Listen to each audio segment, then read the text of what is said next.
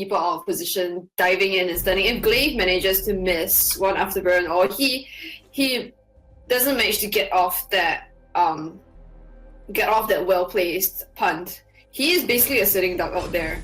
Ringo and Samuel can just jump on him and do so much damage, especially when you have Lance able there with the crowd control. You can definitely do a lot of havoc if Glaive just does one small misstep.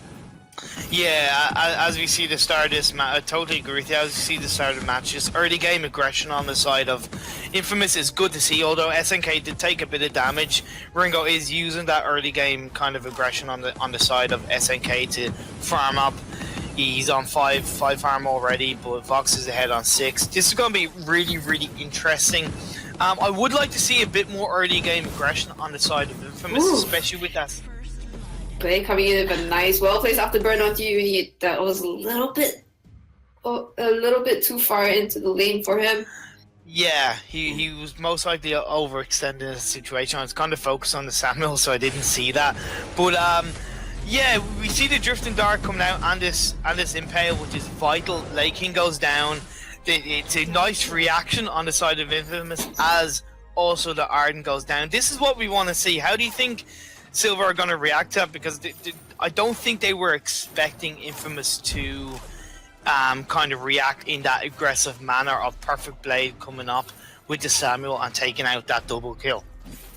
Like as I said, I guess it's all about positioning, and Silver especially had Glaive to rotate up early. If you had seen the game earlier, he actually missed. He skipped his shot minions just so that he could rotate up early, get the surprise on Ringo, and then afterburn him in. Like things like these, it's totally surprising, but the enemy has to be prepared for it. It's all about it's a game of positioning, being able to deal damage safely without overextending, and yeah, it looks like so far teams have been making slip-ups. Yeah, because it's kind of like every action has a reaction. So if you have an action of getting a kill, it's going to have a reaction on the side of the enemy team. Especially somebody like Infamous, who are first, they're not going to stand back and let that happen. They're not going to, as you see the Glaive coming up looking for the afterburn, hits a minion instead of the Ringo, but the Vox does go down. It's great by Uni. Depression is going to get killed. He does get taken down. It's great play by Uni on the Ringo. He was a little bit lucky that the afterburn did punt the minion instead of himself, because if it had have punted the Ringo, I think Uni would have gone down between the turret and the punt itself. So we see Shuriken is trying to defend it. Like King is back up, but SNK they like Infamous, they were sticking on that turret longer than some people would say they should have. Maybe they should back off now that they've got a little bit of turret damage. Maybe kind of kind of go back. Yeah, I'd say like they should probably just back off right now. And there goes Glaive in the afterbird, catching onto Lance. Samuel trying to save what he can with the drifting dart. Takes so much damage on the Vox, but it's still no avail. It's so low though. I think if they put pressure on the turret here, they might be able to take it. If not, they can secure themselves a kill too. Yeah, Glaive goes in. He got the turret, but like Shuriken, he was down to too low health. It seems like a double kill. Is Depression gonna be able to? He should just back away. He does get the kill on Ringo, but Samuel is coming down with these. He does get a trip. He does get an ace. Kill onto Samuel. Well placed. Malice and Verdicts. Good drifting dart here. Taking control of the situation, going 2v3 if I'm not wrong, and then taking a turret as well. That was well played by them. And 4 minutes and the first turret is already down. They're definitely a big advantage here. Under 5 minutes, 10 kills. Infamous are like Perfect Blade. We saw Perfect Blade play a fantastic Taka. He's played fantastic in jungle itself, but he's taken on this Samuel, and he's using Samuel the way Samuel should be played, moving about. It's going to be hard for Glaive to get onto Samuel, so I think the Glaive is going to focus on the Ringo. But Perfect Blade on Samuel, he's able to use the Drifting Dark, use the Malice and Verdict to kind of move around, to get that damage on the likes of Arden. We've seen Arden go down very low in health quite early. You see that early vision popped. That And looks like a look fight at that. coming into the lane. SNKE going, EA going into the impale. Harden getting caught up there. Balancing Verdict doing so much damage as well as Ringo's auto attacks, and Vox Laking goes down as well. Glaive is left alone to defend the turret. There goes a missed impale. Depression going out with Afterburn, but doesn't overextend. One mistake from Glaive and he gets jumped on so hard. Yeah, Ooh. like it's not an ace, but at the end of the day, it is another kill for Infamous. They do get another turn, 13 kills. I love how aggressive SNK is being. Okay, he might be dying, but he's not really dying. But I love how aggressive he is. He might be dying. There he goes again, overextending after a joke poke with the impale. Depression. But at the end of the hard. day, at the end of the day, it shows that he has.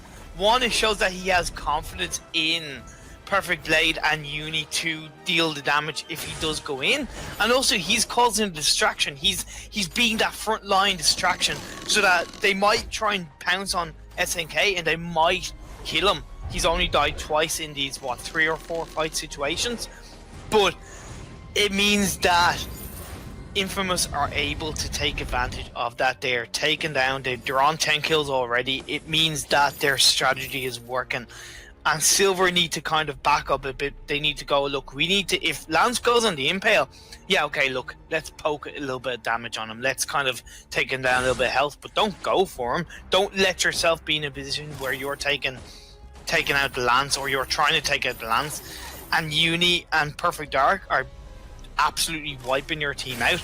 No, it's going to require a bit more calculation on the side of Silver. They have to work a little bit better as a team, as we see this aggression on the side of Infamous as they look to try and take out even more objectives. That talking about Impale aggression, there goes SNKE with the impale. Glaive going in the random Afterburn there, perfectly alongside there with the Oblivion. Taking out Glaive, Fox going in front of the turret, gets picked up by Ringo as well, and there we have turret. 7.5 minutes. We've got 3 turrets down on the side of Silver. Infamous are showing us why they are in first place. Why they are at the top of the table. Why they have 8 points.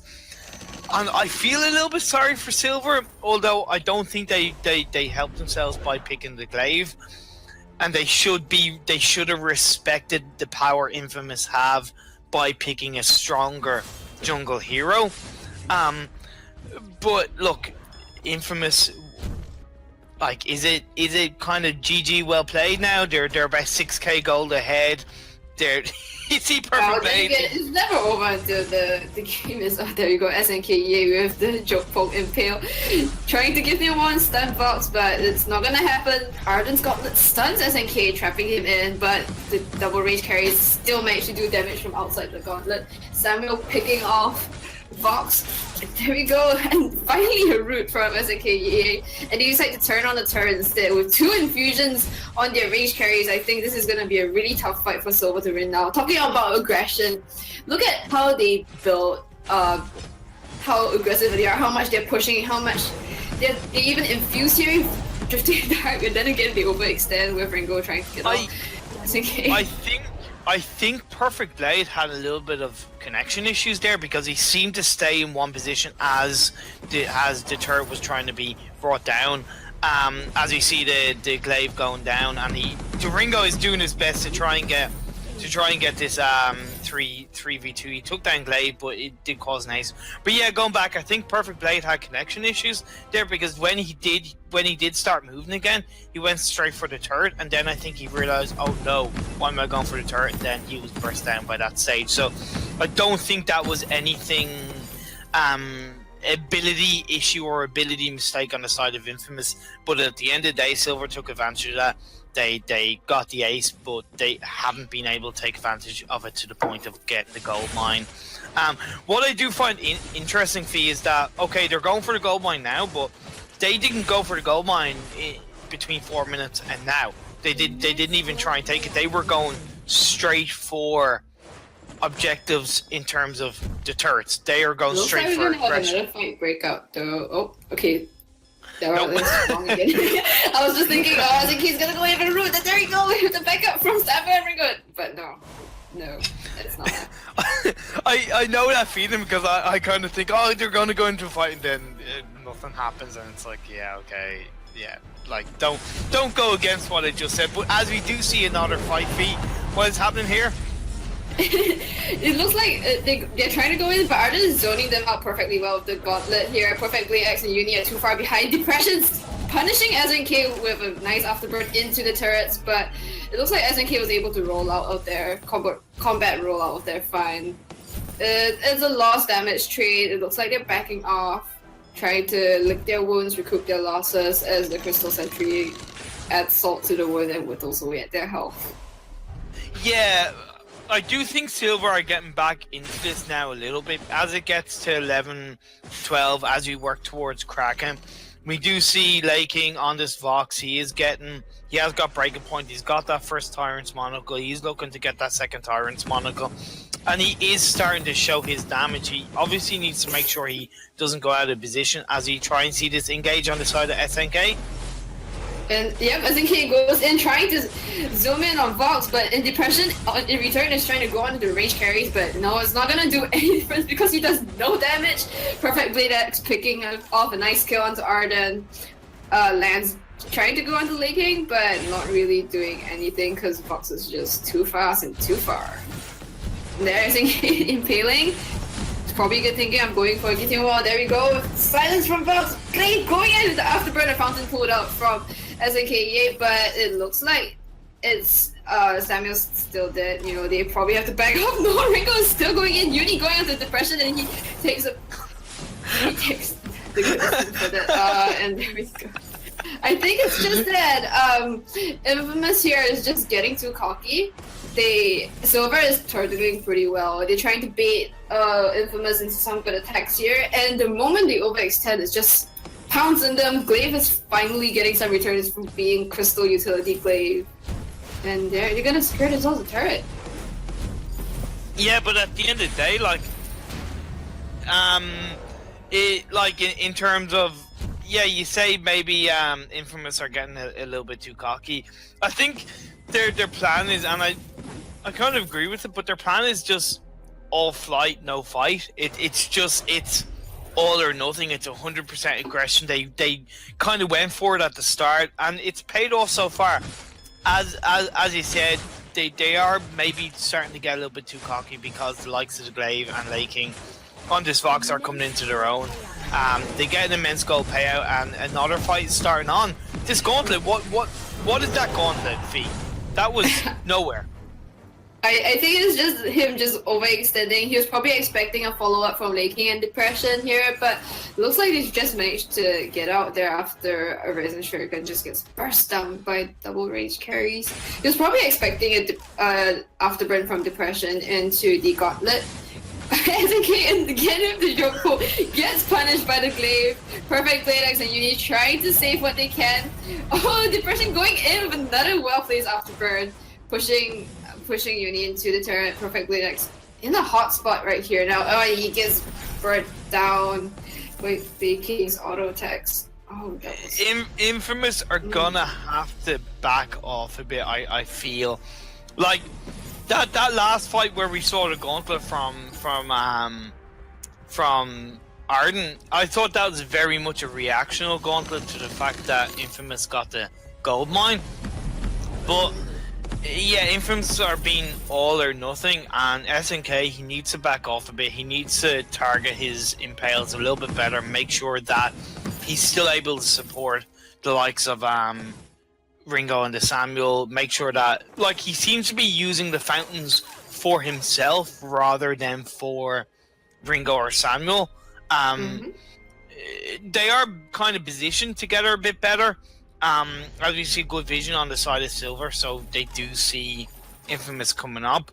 I think Silver can turn it around, but it all depends on how aggressive or non-aggressive Infamous are at this stage. Like, SNK is... And SNK just goes in, gets off the burn in by Depression. A nice gauntlet there from Raisin Shuriken. Depression is too far to keep up with them. He is using his boots but by the time he gets to the fight, the Atlas Paul just worn down on the rage carries, and depression gets melted down. Lei King also dies, and he manages to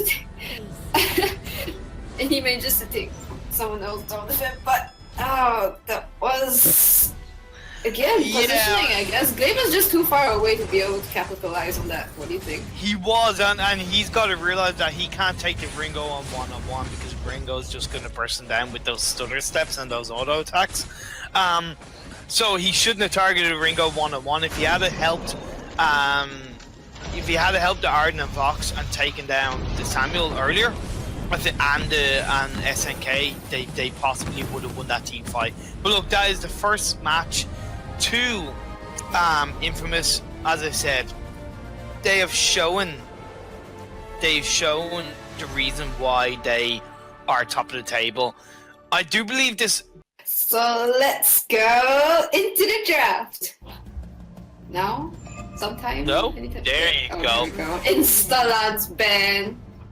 I guess it looks like I guess looking at how SNK was kind of unprepared to play lands, it's probably because they expected Silver to pick up lands. They weren't expecting to play him, but they had to pick him up anyway because he's a really good roamer. But I think a lance ban here is good.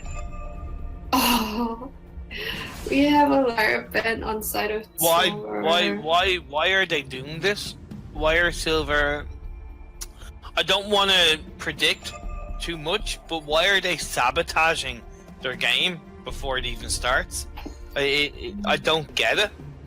It's automatically given Infamous the Adagio, and it's a healer. It gives them more sustain, unless they have a comp in mind, because as I kind of mentioned, they kind of have nothing to lose.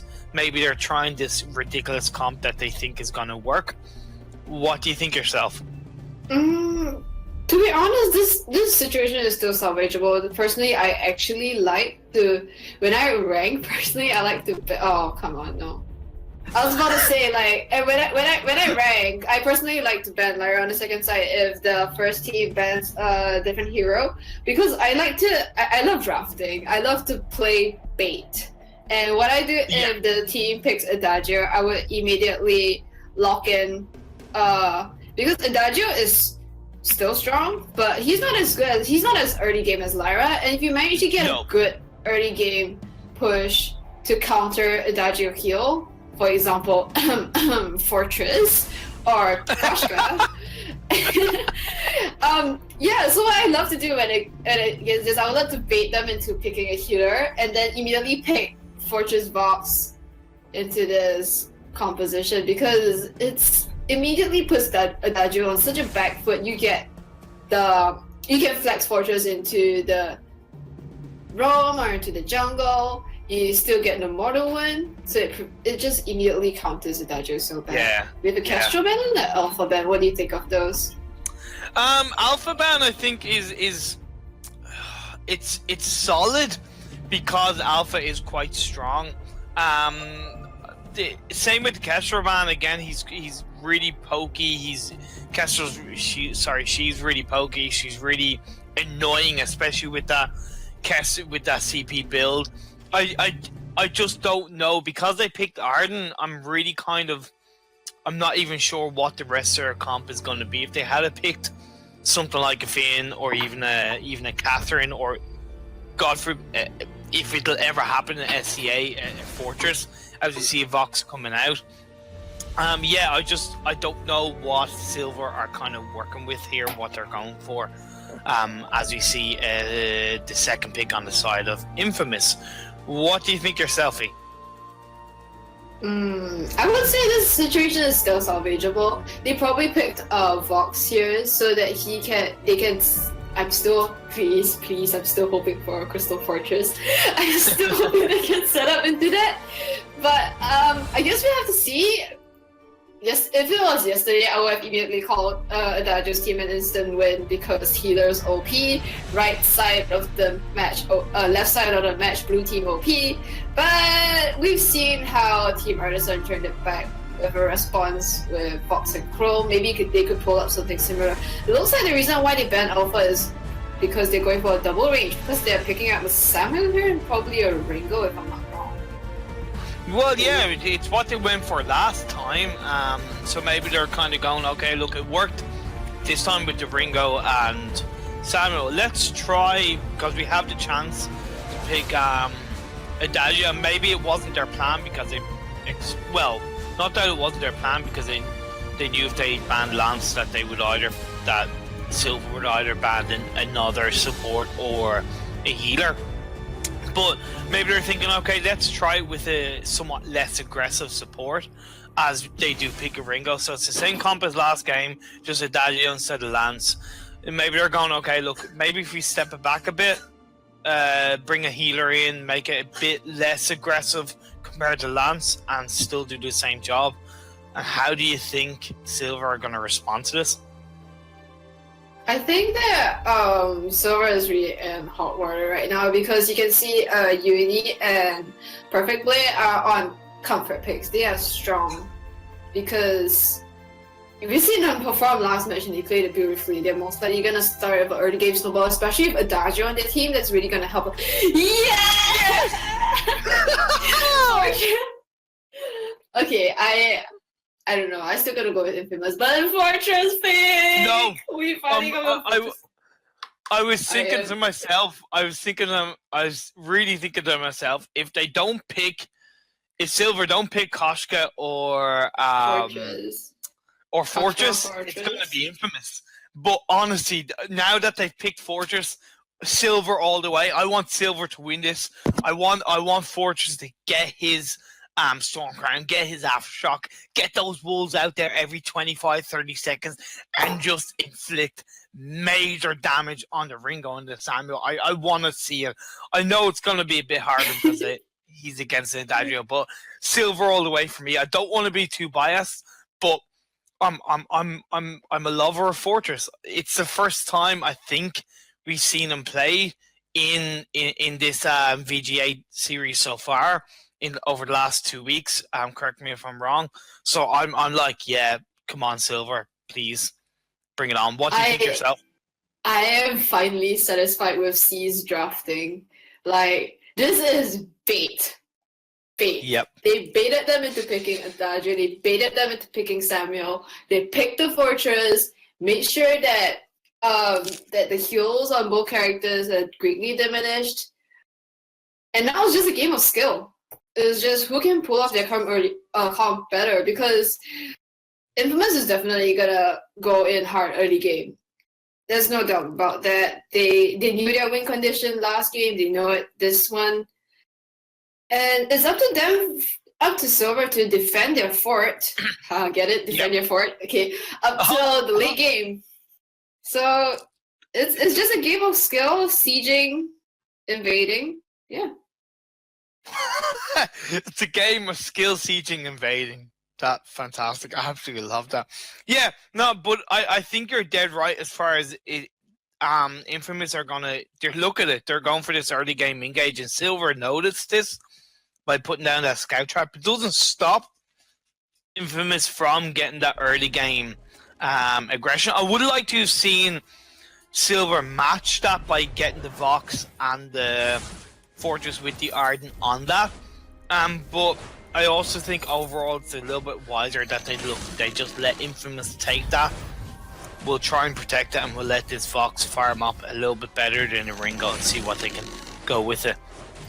But they've got to be careful that they need to make sure the Fortress also farms up, that the Fortress gets his gets his items as quickly as possible so he can be that dangerous damage dealer that he can be. As you see the pressure going on the Ringo, doing what he can do. He's only level 1, but look at that basic damage already.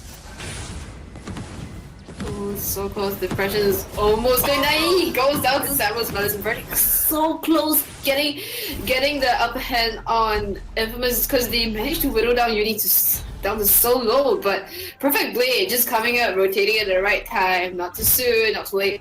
Because you can almost say it was calculated, having Uni to just bait Fortress in, bait Depression into that situation. Like, I do feel a little bit sorry for Silver because I liked what they were trying to do. But yeah, they kind of need to respect Early look, game this power. Madison Verdict.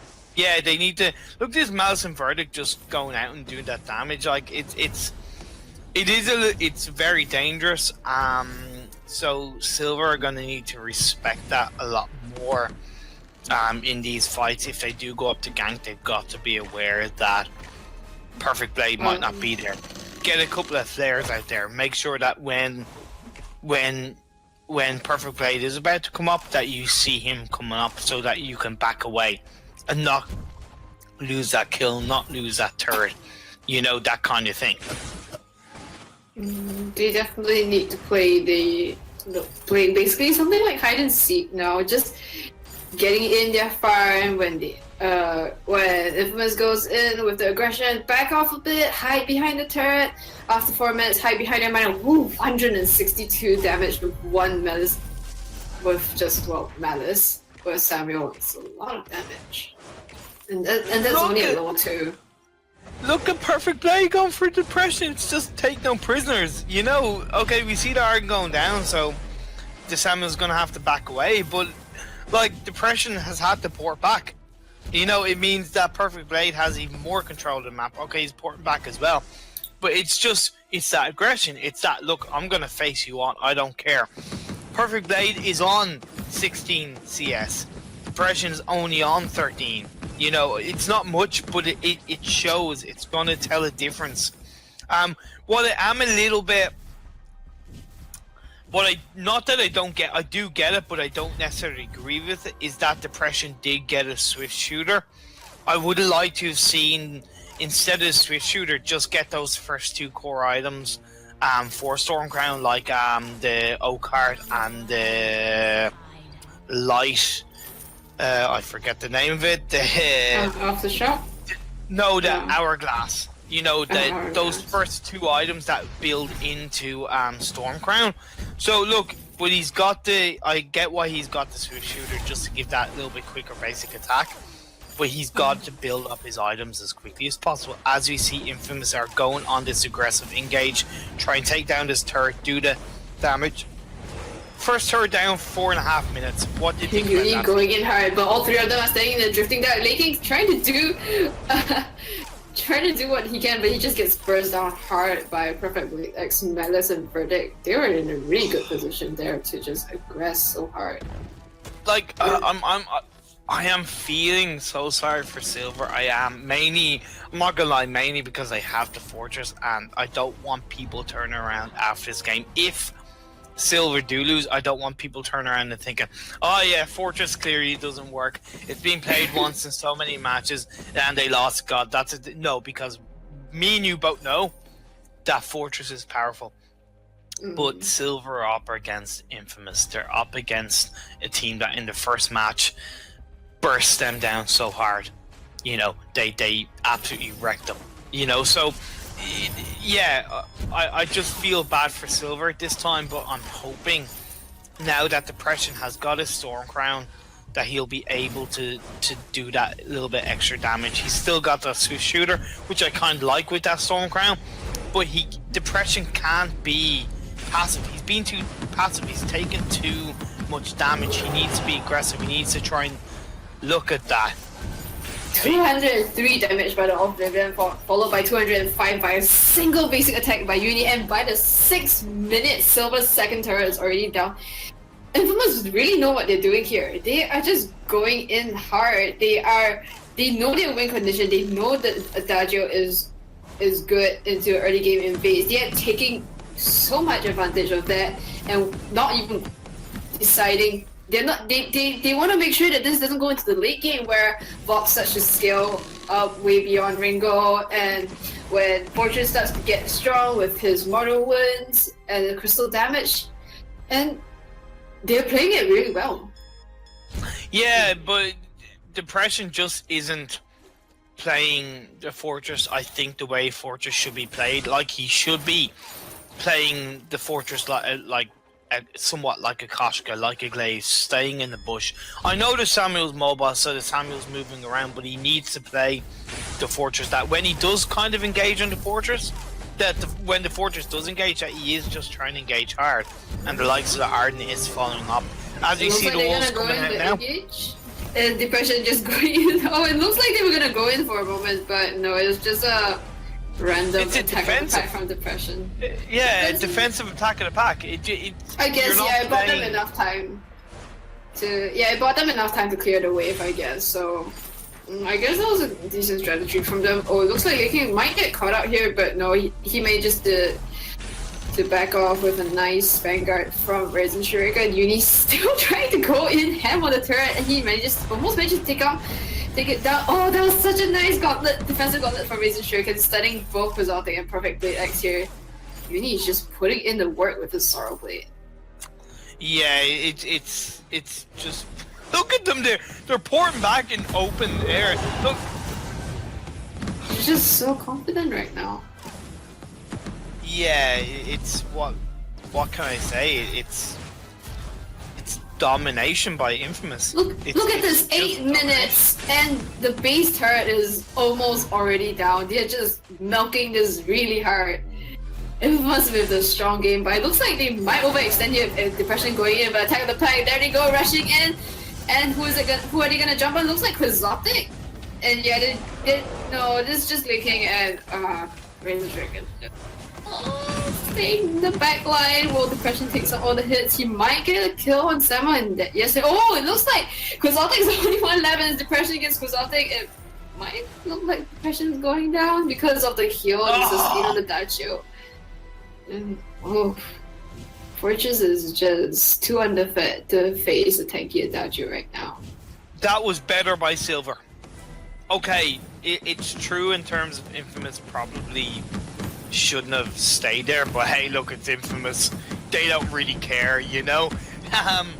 Like in the last match, they took they got ace like twice, but they actually didn't care because they were pushed so far forward by that time. But yeah, it was better played by Infamous. The Fortress played better. He's got that Eclipse Prism. He's got no card, and he's got weapon power defense as well, which is what I'm pretty happy he's got that. Raisin Shuriken. He hasn't got the Crucible. He's been lacking in items. What I think is that he spent a bit too much gold on Scout Traps. Not flares, because flares are always important, but he's spent a bit too much money on Scout Traps. So he hasn't got those core items as quickly as the likes of oh my god, Quixotic. But as you see another poke. Resin Shuriken going in, look on that, all the elves going in, Quixotic with his ultimate and the Oblivion on Samu, and looks like they've gotten the upper hand this time. Team Silver just jumping onto Adagio after both the range carries are taken down, and it's an ace on the side of Silver. Infamous getting too cocky, going in, looking like they can waltz into the enemy base. They take down the turret, but it looks like in return they got ace. They're on the, I don't know, they're starting to slack off a little bit right now. That fight lasted like literally no time at all. Like whoever did die, obviously all of Infamous died, but they died so quickly. The Ringo and the Samuel died so quickly. They got bursted down. Part of that, I think, is because Lei King now it's nearly the 11-minute mark. He's got the breaking point. He's got the first Tyrants. He's working towards the second. It means that Infamous do, like the last game, they need to be a little bit careful. And now that you have Fortress on the side of Silver, who has got Aftershock now, and he's building double weapon power defense. This is what we wanted to see last game. Actually, we want to see from the Glaive. But this is what we want to see as the Wolves come out now on the Perfect Blade. He is being burst down quite heavily. He is getting mortal wounded. He does go down. Uni on the Ringo is trying to survive, but he does get down again. As you see, attack slow. On the Imperial Residual, just try to survive. But he's just gonna try and last as long as possible as Infamous. Look, it's a double kill, and it's an ace again on the side of Silver. Hey, Fortress! Doing most of the damage here. Fortress with that double kill. He's on 4-3. Finally, I'm a little bit happier. People won't turn around and go, yeah, Fortress is useless. People might actually turn around and take notice and go, here, Fortress makes a difference, especially once he's got that Storm Crown, and that is not the best gauntlet. As we see, Lake King is nearly dead. The attack of the pack does come out, I think, more as a defensive manner, so Lake King does survive. This is better play from Silver. Again, Infamous are being quite aggressive. They haven't got much defense. Uni now has a reflex block and a light armor. Perfect Blade doesn't have any defense, and he's being quite front line as a Samuel. He's not being much in the back. I think he needs to reposition himself a bit better to make sure that he's surviving as long as possible, because the likes of Lake King and Depression can get on him quicker because he's too far forward. What do you think about that, Fee?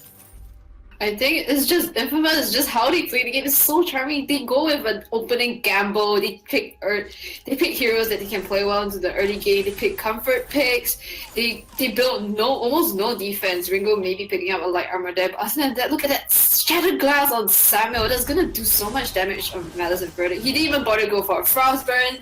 They didn't even go for straight into Crystal Power. It's just going all out here. And look at all the infusions. They infuse early, they press early, they make sure they can secure those towers. Looks like they're gonna go into a fight here. Depression thinking of going in, but no. They're gonna back out. No, because it's nearly Kraken time. I think they are learning to play it a bit safer because Silver are definitely stronger than they were in early game. I love the fact that Perfect Blade hasn't gone Eve. I actually think Frostburn would have been a little bit better in this match, even though it kind of goes against the absolute aggression that Infamous want to try and put out. But I think strategically it would have been better for keeping Depression off him a little bit more, because he could have gotten those Malice and Verdicts out. Looks like he's going in the wait for it, and a gauntlet from Raisin Shuriken, and there goes Daju stunning the Oblivion, trying to land on the carries, but no, Perfect Blade and Uni get melted down so hard by Fortress, and the follow-up by Vox is good. That is another ace. Vox is coming into her own. The Fortress is coming into her own. Again, I love that double weapon power defense on the side of Depression. Fantastic to see. Depression is able to jump on that Ringo. He's able to sustain against a Ringo because he's got that Storm Crown, Aftershock, and double weapon power defense. He now has an Atlas. He is near the end of his infusion. They are looking to take advantage of this. The Kraken is up 15 minutes in. Good vision on the side of Silver as they take a bit more control of the jungle. Are they going to try and wait just in this area? They are all infused now. All three Silver are infused. They're going to look to try and again take control of this map again. Show Infamous that they are not gone, that they will not take them down as easy as they did last game. That Fortress is an OP hero, and Depression is using that Fortress the way he's meant to be played right now. Fortress is definitely a force to be reckoned with, and this looks like, despite the early game aggression by Infamous Gaming, Silver has managed to survive. You know, they have one turret left, but it looks like they're still going in strong. Perfect Blade X getting caught out there, separated from the rest of the group. Everyone focusing on them. A nice crucible from Raiden Shuriken to block out the Oblivion there. Quixotic's still trying to fight off one of Fortress's moves. The Lake King just jumps on him. But can I just point out, look at what Uni is doing. Uni being so cute over there, thinking of going in for the back door, but Depression and Rising Sugar just catching them out. And there goes Ringo trying to go with a last man stand with that Hellfire Brew, but no. Oh, that was again a good play from Silver, and I think a step up in terms of positioning from Infamous. Look how Perfect Blade X just got caught out so hard there. They got focused down. Like, do you think that was just Infamous trying something because they won the first game? Do you think it's them just outright making a mistake, or is it kind of them going, look, Yeah, I think in it's terms not of the end draft, of the I world. think they had the idea that they thought they were in the upper hand, so they thought they could play really aggressive. And once they saw the Fortress pick, it could be they didn't give Fortress enough respect. The Fortress Vox or Fortress Ring combo is so powerful. While we're waiting for another fight to appear, why don't you go through why Fortress is so powerful then? Fortress is so powerful because with this build of the Stormcrown Aftershock, he has his attack of the pack every about 25-30 minutes. He's got that mortal wound. He's able to jump with his passive. He's able to jump on, as you see the block. He's And able talking to about jump jumping in, there goes Brazen Shuriken jumping in with the gauntlet. It looks like they managed to take a chunk of damage out of Ringo, but they weren't able to jump on him fast enough. Doing so much damage with the Kraken onto the first base turret, and Lee King probably going in with some extra damage and melting down the turret. Is this Game Imperium? This is GG, well played in my opinion. Yeah, that's...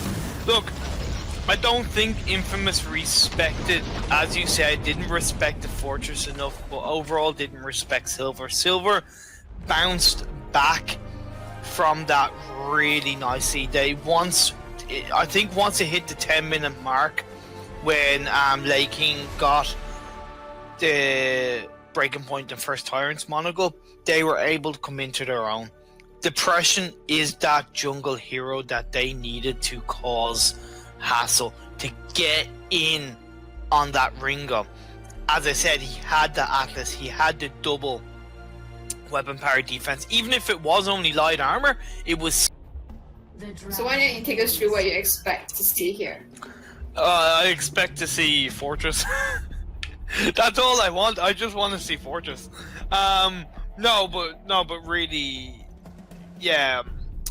I'm looking to see, because we have Silver back on the blue side, and actually on an interesting note, even though we saw, I believe, every game other than one game yesterday, and even so far today, had been won on the red side. The first two matches in this set, as we've seen in Adagio Ban, have been won by the red side. So this is kind of interesting. Adagio Lyra ban, fairly standard. Do you see a lance being picked up on the side of Silver? Or are they going to stick with the good old reliable Arden that they've played in the first two matches? Hey! It looks like you're just like, yeah, Fortress Warp, let's put Fortress in again. Personally, like... You beautiful people. Beautiful, but at the same time, it also might spell a disaster for them here, because if Infamous decides to pick up a Vox, Silver is here in a really bad position, because if you play... I know a lot of competitive... Crystal Vox is very rare and competitive, but if played well, especially when you can make such a target of Fortress and his wolves, Vox in the right position can do so much damage. And especially in competitive scene, because it is so rare, many teams don't really know how to counter Crystal Vox. Well, yeah, here's the thing. You're dead right as far as it's a little bit risky because Fortress can be countered via Vox and stuff like that. But it could also be that because okay, this is only the second time we've seen Fortress be picked. Could it be that because it's not really because it's not really picked in SEA, maybe people don't really know how to counter Fortress. So because we see Infamous are really pushing into a bonus time. They only have 30 seconds left. It looks like it's just a connection issue on the side of Team Infamous. There have been a little bit of bugs on the draft client. We have seen double Ozo picks on draft clients before, which is pretty hilarious with double monkey balls. So could it be them trying to disconnect and connect again so they can actually pick a hero? Yeah, they're definitely trying to fix it out. But in the meantime, what do you think Infamous should pick here? They should pick a Vox or even potentially somebody like a Lance. If they picked a Lance, that could really kind of he can Githian wall the Fortress away, can kind of body block even the wolves. As we see, we are going back into the redraft again. Did you just say body block wolves? No, not body block. When I say body block the wolves, I mean, like, kind of, because Lance has kind of decent basic attack Oh, damage. do you mean Githian Wall? Yeah, you can Githian wall the fortress, but then kind of, when I say body block the wolves, I mean take them out in a somewhat quicker manner than other supports. So yeah, this is really interesting. I would like to see a Lance. Other than that, it's hard to tell because it's first pick, and maybe Infamous, as they are kind of running down on their standard time already. I don't know if they have connection issues. I can imagine they're back to normal. But Hopefully, because it looks like they simply banned Lara. They should be back. There we go. But hard to pick. It's standard as a support, but it doesn't say much in terms of a counter to Fortress in any way, shape, or form. Again, maybe they don't know exactly what to do to counter the Fortress, other than maybe playing a little bit less passively and jumping on. As we see a Lance ban, which I do think is a solid ban, and a Vox ban on the side of Silver. That is fantastic to see, because it's almost as if Silver has just been listening to us. They were like, we know. We heard the cast say Crystal Vox is good. Ban Vox. I think that, I don't know, I guess I'm pretty glad because they're drafting their entire composition around Fortress right now. Infamous has managed to take the Ringo, which is going to be quite difficult because they don't really have many heroes with higher attack speed left. I would love to see. I think Gwen would be solid because the Gwen can bookshot Bonanza and slow, as we see at Baron. What? No way! Baron can. Oh man, Baron has one of the slowest attack speeds out there. We're just talking about it. Fortress mortar wounds depend on attack speed. If the reason why Ringo and Vox synergize so well is because Ringo has a skill, Twirling Silver, that increases his attack speed drastically and is able to proc the bleed stacks on Fortress. Vox picking on banning is good because banning Vox will make sure that he is not picked up. It denies the enemy team from picking Vox up to counter, and also because Vox has one of the, if I'm not wrong, the highest attack speed on the fold. Vox can proc those stacks naturally so fast, not to mention he has his Sonic Zoom as well to proc. And this is such an awkward draft. I kind of don't get why they picked the Ozo. Kath has her stun. She can stun the Ozo when the Ozo's doing the circus bounce. So I don't get that. I know Ozo is strong and has good sustain, so hopefully we'll be able to jump on the Baron quite well. But this has surprised me from the side of Infamous. Maybe they know what they're doing. What do you think about that yourself, E? Personally, I would have picked someone. I guess Ozo is still a decent pick, while not like as I think they're trying to go for a bruiser here, right here, like a frontline tanker, because when they play double range with Samuel, it's just such a risk. And when you have Fortress up there, I think Samuel's off the question for them. They were probably thinking of going for a bruiser with high mobility so that they can play around Baron's Porcupine Modars. So also be able to do that with both his A and B skills, the 3-ring circus and acro bounce. But I think personally Koshka would have been better here because we know Infamous loves early game.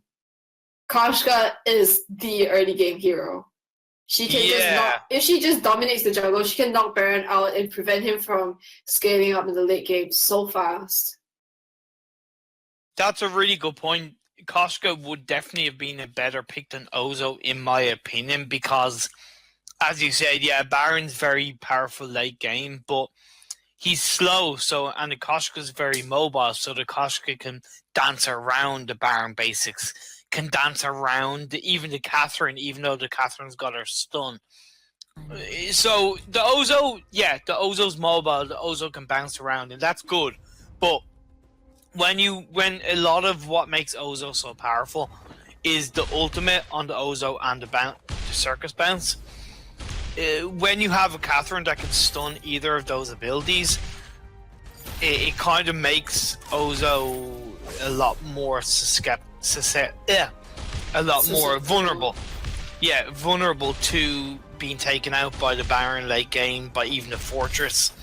So yeah, this is going to be interesting. As you see, a bit more passive play on the side of Infamous, as Uni face checks the bush.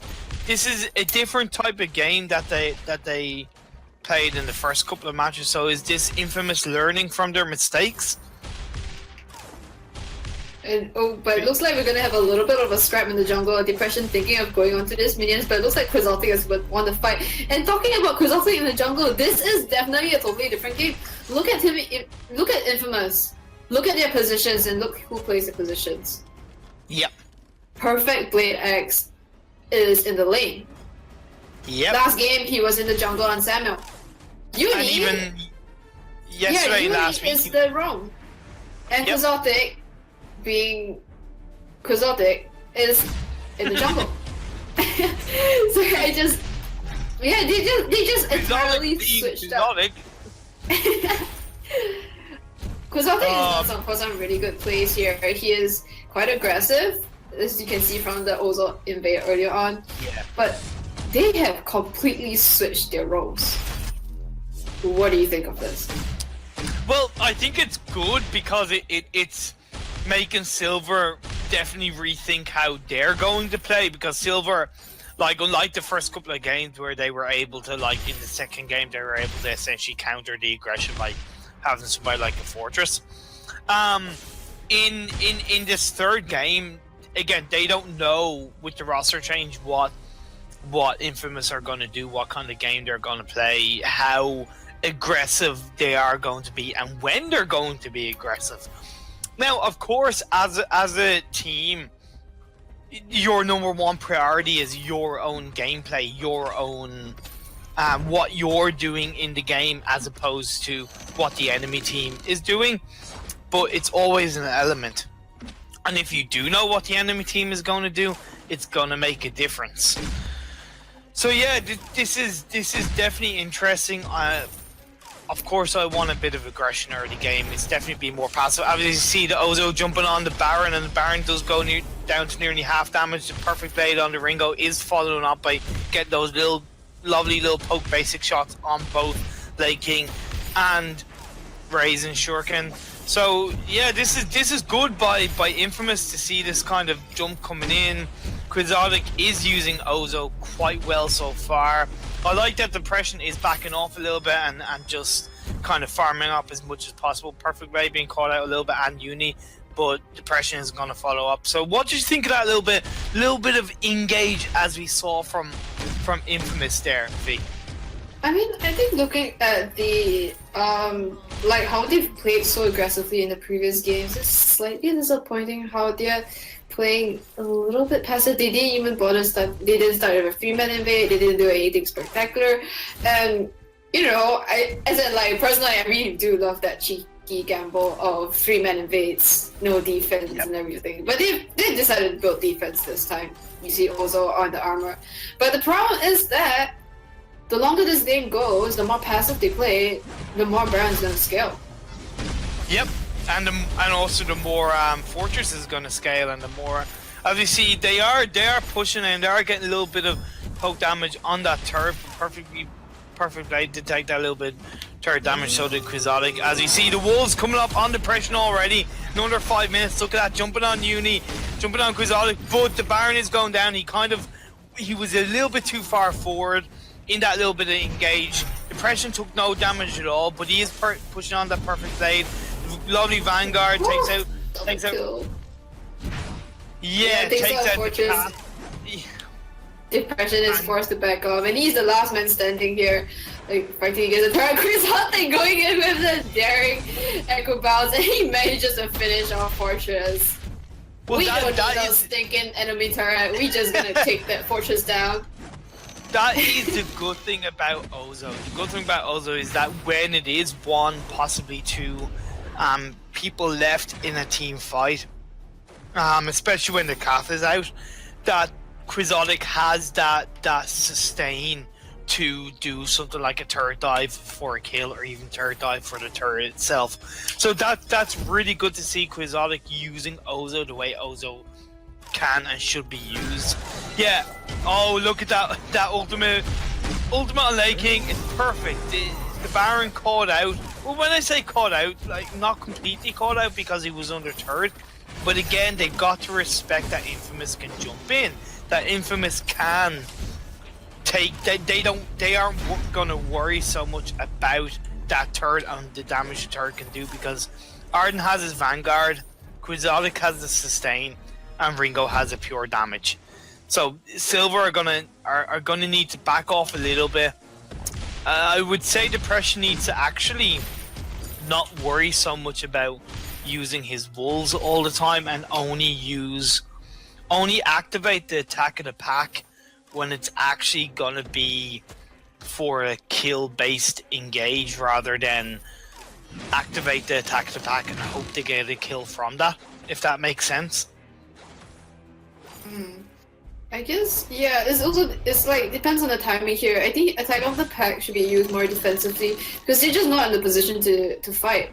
I mean, if you look at the very first fight where they did so well, scored 2 kills, all three members of Silver were under the turret. They were under the turret, Depression was at level 6. Ozo was at level 5 then, and they still managed to kill off and pick off 2 enemy members from under the turret. It just shows how weak that their composition is in the early game. And there we go, Judy going in the gauntlet, Lei King trying to get up, but it gets stunned instead as he walks face first into the gauntlet. Too late for him to use his but instead he gets in the Iron Cannon, letting all 3 members of Infamous there. Depression still trying to go in, but he just gets taken out so easily. Whereas Shuriken having to run for his life.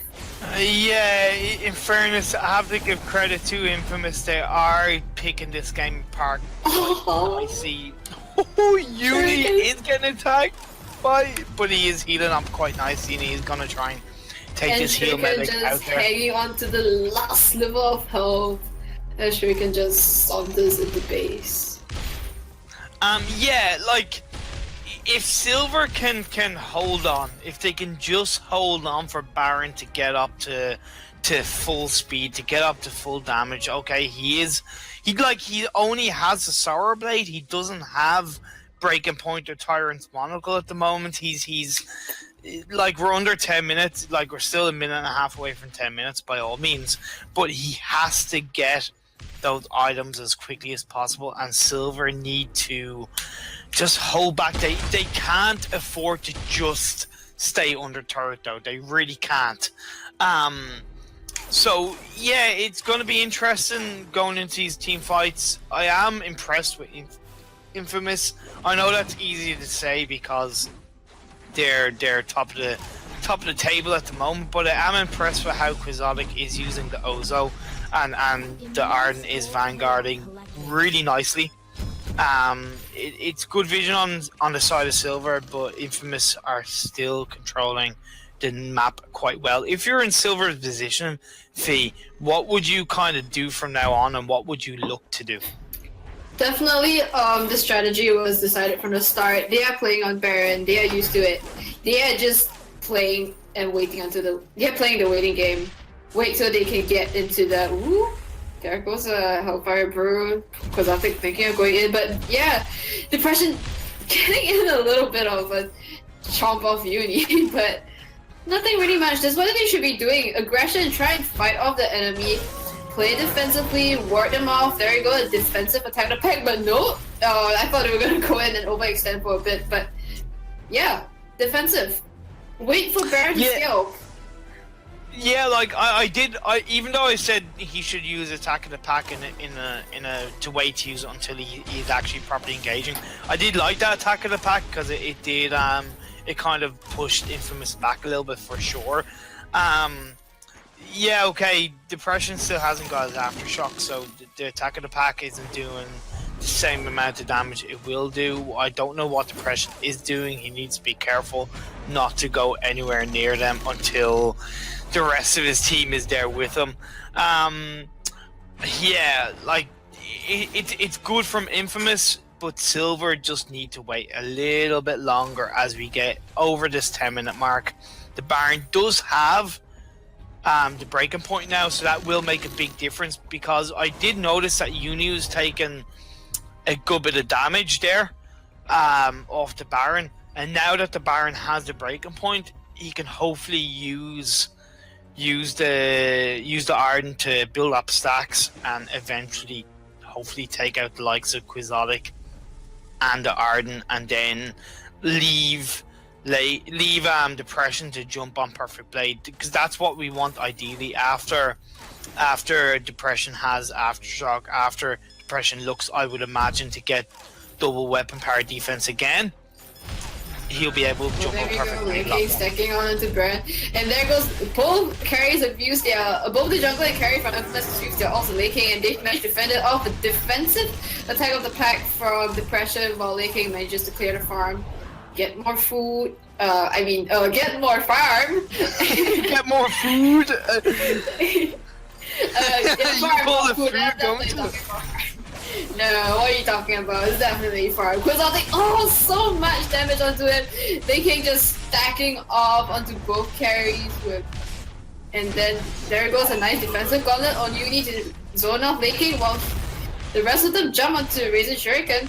Uni is so low there. One more auto attack would have finished the buff off it. I think he got the Ringo. He got the Ringo, but God, Baron got shut down so hard by Quixotic and Uni there, and I know he's got the attack of the pack out, and it seems like Infamous are gonna push it off. But look, we're 12.5 minutes into the game. You've got about an 8k goal lead on the side of Infamous. They've got Silver down to the last 2 turrets. Kraken's going to be up in 2 minutes. Silver don't have any turrets out on the side of Infamous. It's, even though we're kind of somewhat into late game, mid to late game, it's not looking too hopeful for Silver. Do you think they can claw it back? I know there's always a chance, but what do they need to do differently, or what do they need to do outright? Personally, I think all they need is just 1 or 2 good fights here. What happened was that Uni was playing very well. He just plays such a good defensive gauntlet to trap and zone out Baron from the middle of the fight. If you saw earlier on, Quixotic and Perfect Blade X were actually trying to fight through the far side of the gauntlet, and then they go onto Silver, Lei King getting burst out so much, forcing out the fountain from Raisin Shuriken, burst down by Ringo, and oh man. This is game. He just got caught up there. Well, one of the issues I find is that the Cath is getting too far away from Baron, so not protecting the Baron as much as we see the obvious. That's game 2 on the side of him. Yeah, kind of. I saw in those team fights, Silver were doing okay, but the Cath wasn't being played the way the Cath should be played. I didn't see the Cath ult used in the way it should be, in terms of to silence the Ozo, to silence the Ringo, and give Silver a chance to jump on them, because Perfect Blade was weak. Only had a reflex block. So at any given chance, whether the Baron the Fortress on his own, which should have been possible, the Fortress on his own, would have been able to jump on Perfect Blade should the Catherine had used her blast tremor to the effective manner. Other than that, look, Infamous showed their aggression. So what do you think about that? Is it says it all, Fee? I think it is just a lack of synergy, both in terms of drafts and in terms of the teamwork as well. Infamous played very well, especially you see in the last few team fights. Uni, that gauntlet was good. It just zoned out Baron. Baron didn't think of using a reflex block or his jump jets to get into the fight. And Quixotic and Perfect Blade, they pulled the fight between Depression and Raisin Shuriken towards the further side of the gauntlet, away from Baron, so that he couldn't stack up at all. And then, when they've managed to whittle Shuriken and Depression down to low health, They turned on Baron, and then Yeah. it was just game over. Yeah. So like, yeah, like in the side of silver, I think the biggest mistake